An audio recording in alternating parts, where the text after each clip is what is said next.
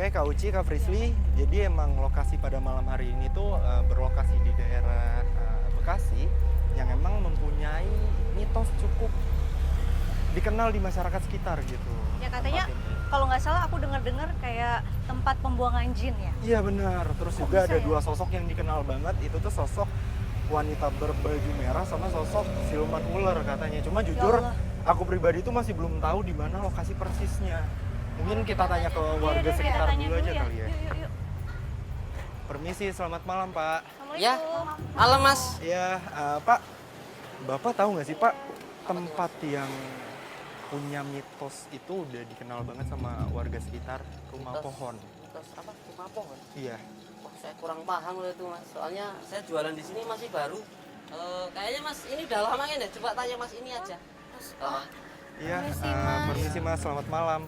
Mas tahu nggak Mas, tempat Rumah Pohon Mas yang katanya emang punya mitos cukup dikenal sama masyarakat sekitar? Oh di sini. Oh ternyata udah deket ya.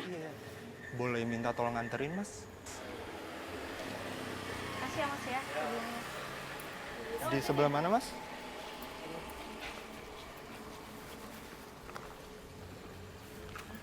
Oh, ini gerbangnya Mas. oke, Mas sebelumnya saya mau ngucapin makasih ya udah mau nganterin kita, tapi benar nih Mas nggak Udah, mau saya kagak- nemenin kita ke dalam? Kagak mau dah gua ke belakang mah. Saya juga pernah di tempat kerjaan pernah diganggu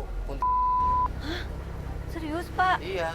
Duh Faresti gimana Makanya dong? saya cuma nganterin sampai depan gerbang aja, maaf.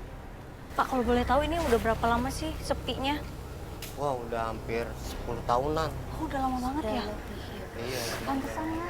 Kita lihat dari sini aja udah merinding banget Iya. nih. Tapi makasih banyak ya Pak. Makasih ya Pak udah mau anterin. Iya makasih banyak Tapi ya maaf Pak ya ya. saya kagak Iya. bisa nganter ke belakang ya. Oh ya udah. Terima kasih banyak ya Pak. Makasih banyak ya Pak ya Ya. udah ditemerin. Mungkin kita langsung masuk kali ya. Assalamualaikum, Sampurasun.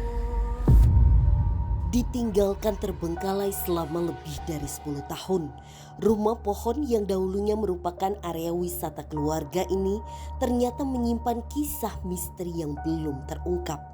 Kondisi yang tidak terawat menjadikannya tempat tersebut memiliki kesan angker dan horor. Penelusuran kali ini tim akan mencoba mengungkap kebenaran dari penyebab gangguan mistis yang dialami para warga sekitar yang katanya disebabkan oleh para penunggu astral di area tersebut. Jadi ada orang masuk tuh lewat jendela, jadi nembus kaca gitu. Cuman saya nggak ini, takut dia lari, makanya saya pura-pura ini aja, bohong itu mah bukan ini, saya bilang gitu. Ini bahkan di bagian ini aja ya sebenarnya. Ketika tadi kita masuk gerbang, kita tuh udah langsung disambut sama sosok yang memang menurut aku mereka mencari validasi atas keberadaannya. Kenapa aku bilang validasi? Karena dia itu tertarik banget sama bintang tamu kita. Aduh malam pantesan ini. aku merinding banget loh. Ini aja aku masih merinding loh. Iya. Dan kebetulan saat ini benar-benar persis di tengah jalan ini Fasya sedang ada sosok. Sebenarnya menurutku itu seperti orang berdiri, Oh ya? tapi dipenuhi dengan badannya yang seperti berapi. Jadi aku nggak bisa lihat dengan jelas wajahnya, aku tidak bisa tahu kalau ini laki-laki atau perempuan. Tapi yang jelas, aku yakin bahwa keberadaan dari makhluk ini sudah benar-benar lama usianya. Tapi Kak Frisly ini sumpah ya, aku tuh dari awal masuk udah ngerasain panas banget. Apa karena sosok ini?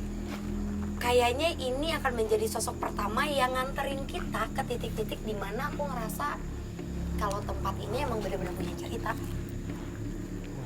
Coba kita lebih ngedekat ke arah sana kali ya. Masih oke? Oke. Bismillahirrahmanirrahim. Bisa bedain nggak dari tadi kita jalan ke sana sampai menuju di sini hawanya benar-benar berubah total. Iya. Jadi kalau tadi kakak bilang kakak udah ngerasa merinding dan Iya, ngerasa parah banget merindingnya. panas juga ya Fasya. Iya, aku ngerasa Tapi di panas. sini ngerasa dingin. Adem. Mau tahu kenapa? Kenapa? Kenapa ya Fres? Karena kita persis banget di bawah seperti ada lapisan garis. Tapi ini bukan gerbang. Tapi ini merupakan lapisan garis yang memang mungkin ini relate sama pertanyaan kamu tadi Fasya. Bener nggak sih kalau masyarakat bilang ini adalah tempat di mana biasanya dilakukannya pembuangan jin. Karena di belakang sana rame banget. Dan seolah-olah tempat ini bahkan kayaknya lebih rame pas masih aktif ya. Maksudnya kayak makhluknya jauh lebih banyak daripada aktivitas manusia. Coba kita benar-benar ngedekat ke arah sana. Merasakan energi astral lainnya, Frisly pun mencoba mencari tahu keberadaan sosok yang mengganggu dan mengajak kami untuk mendekati area tersebut. Tepat di sini Fasya, ada sosok perempuan yang dari tadi mengamati kita. Dari mulai kita berjalan ke arah sini sampai kita ngobrol. Dan tadi kalau kakak nanya ciri-cirinya kayak gimana? Ciri-cirinya kayak gimana? Rambutnya tuh nutupin, bener-bener nutupin semua ke depan kayak gini. Aku nggak bisa lihat tangan sebelah kanannya karena ternyata kondisi tangan sebelah kanannya itu tidak ada. Jadi kalau sosok ini terbang, itu orang melihatnya jadi kayak kain lalu berbentuk menjadi daging. Dan ini kayaknya masuk akal ke masyarakat yang tadi sempat bilang ya Pak. Pada takut ya? gitu ya yang yang nganterin kita ya, dia Iya, bilang kalau Pak pernah siapa ya? melihat ada sosok perempuan. yang ngeganggu di tempat kerjanya. Dengar nggak? Iya, iya, Barusan. ada suara-suara. Dengar nggak? Ya, sebentar. Tapi Kak Frisly kan tadi bilang kalau mengaitkan sosok ini dengan gangguan yang dialami oleh Bapak yang mengantar kita sebelumnya ya. Apakah emang sosok ini yang mengganggu Bapak itu? Kenapa Kak? Enak. Kenapa Kak Uci? Panas tangan kaucinya. Aman Kak? Tapi emang di sini panas lagi loh Kak Frisly.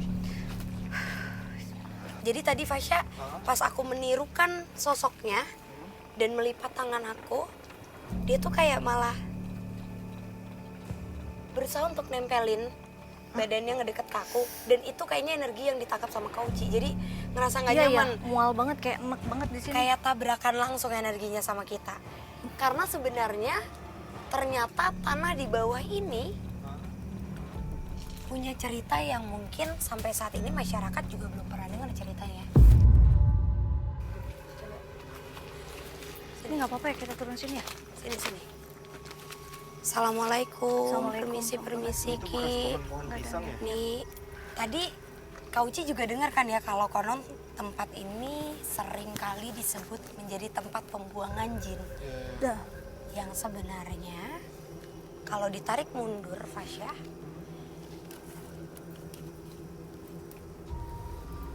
jelas banget residu energi yang aktif di tanah ini. Karena memang dulunya bagian ini sebagian dari tanah di belakang kita saat ini area pemakaman. Karena sebenarnya daerah sini bagiannya seperti dulu itu ada bangsal untuk mayat pribumi yang bekerja dengan orang-orang Belanda. Itu kenapa sebenarnya Kak aku punya teman kecil namanya Marsha. Dan Marsha itu dari tadi udah keliling untuk berkomunikasi sama sosok-sosok lain yang mungkin nanti bakalan kita bahas. Tapi yang barusan nggak bisa dibahas karena dia nggak mau. iya, yang sosok itu sebenarnya malah kayak menutup itu Kak. Iya, tapi Kak Frisly balik lagi ke sosok cewek mungkin. Karena jujur aku masih penasaran banget sih. Karena menurut aku pribadi ya, sosok yang pertama kita temuin aja tuh udah cukup kuat loh menurut aku ya. Dengan dia bisa ngasih efek seperti itu ke Kak Uci.